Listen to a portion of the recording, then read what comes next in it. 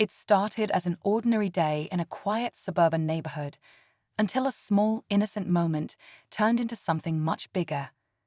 Two white police officers, responding to a routine call, spotted an elderly black man walking down the street. His weathered hat caught their attention, and they couldn't resist making mocking comments loud enough for him to hear.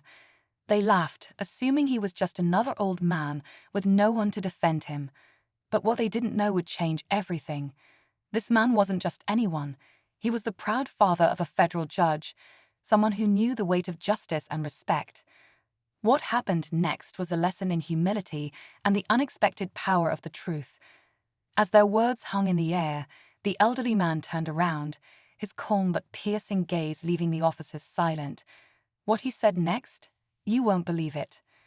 The officers froze as the elderly man paused, his hand gently adjusting the brim of his hat. There was something about the way he looked at them, calm but firm, like he'd seen this kind of behavior before and wasn't surprised. He spoke softly but with undeniable authority. "That's quite a judgment you've made," he said, his voice steady. The officers exchanged uneasy glances, their laughter fading. Who was this man? He didn't raise his voice or retaliate, but there was a quiet power in the way he stood, like someone who had nothing to prove but everything to teach. As the tension lingered, the man reached into his pocket and pulled out a photograph. "I wasn't always this old," he said, a faint smile crossing his face. "And you never know who someone might be, or who they've raised." The officers stared, puzzled. What could he possibly mean? The officers' curiosity got the better of them. One of them leaned in slightly, trying to get a glimpse of the photograph. It showed a younger version of the man, standing tall in a sharp suit, his arm wrapped around a young boy. There was pride in his eyes, pride in the boy, pride in something deeper. "That's my son," he said, his voice calm but loaded with meaning. "He grew up to make a difference, though you probably wouldn't guess that from where you're standing." The officers shifted uncomfortably, unsure how to respond. One tried to laugh it off, muttering something about how he didn't mean any harm. But the older man wasn't done. "It's not about harm," he said quietly. "It's about respect. You look at someone and decide they're less than you without knowing their story. Would it matter more if I told you my son is a federal judge?" That single revelation left the officers stunned. Their faces betrayed a mix of disbelief and sudden regret. The older man watched them closely, waiting to see if they truly understood the weight of his words, or if they'd dismiss him again. The silence was heavy, but the story wasn't over yet. The officers' curiosity got the better of them. One of them leaned in slightly, trying to get a glimpse of the photograph. It showed a younger version of the man, standing tall in a sharp suit, his arm wrapped around a young boy. There was pride in his eyes, pride in the boy, pride in something deeper. "That's my son," he said, his voice calm but loaded with meaning. "He grew up to make a difference, though you probably wouldn't guess that from where you're standing." The officers shifted uncomfortably, unsure how to respond. One tried to laugh it off, muttering something about how he didn't mean any harm. But the older man wasn't done. "It's not about harm," he said quietly. "It's about respect. You look at someone and decide they're less than you without knowing their story. Would it matter more if I told you my son's a federal judge?" That single revelation left the officers stunned. Their faces betrayed a mix of disbelief and sudden regret. The older man watched them closely, waiting to see if they truly understood the weight of his words, or if they'd dismiss him again.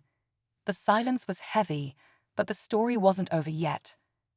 As the car door opened, a tall man in a crisp suit stepped out, his presence commanding without a word. The officers froze, their expressions shifting from unease to outright panic. There was no mistaking who he was now. The resemblance was clear. The same sharp features, the same calm intensity in his eyes. This was the federal judge the older man had spoken of, and from the way he adjusted his tie and surveyed the scene, it was obvious he was fully aware of what had just transpired. The judge walked toward his father, placing a hand on his shoulder in a quiet gesture of respect.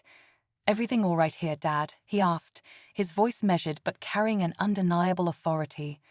His father gave a slight nod, his eyes still locked on the officers, who now stood frozen like statues. But instead of addressing the officers immediately, the judge turned to his father, speaking softly but deliberately.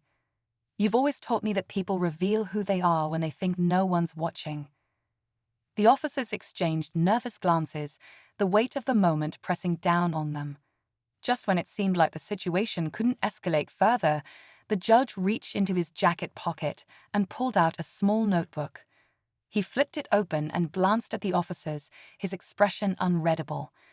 "This isn't the first time I've heard about behavior like this," he said, his voice even but with a sharp edge. The older man stayed silent, his calm gaze shifting between his son and the officers. The tension in the air grew thicker, and for the first time, the officers seemed to realize that this wasn't just a personal confrontation, it was something much bigger. The judge closed the notebook and took a step closer to the officers, his calm demeanor now sharpened with purpose. "You see," he began, "what you choose to say and do in moments like this doesn't just reflect on you, it reflects on the system you represent." His words cut deep, and the officers, no longer able to hide behind excuses, lowered their heads.